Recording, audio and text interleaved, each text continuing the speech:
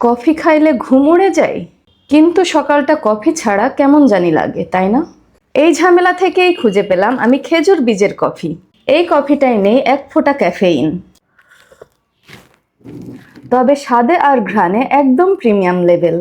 সম্পূর্ণ প্রাকৃতিকভাবে রোস্টেড খেজুর বীজ থেকে তৈরি, কোনো কৃত্রিম উপাদান নেই।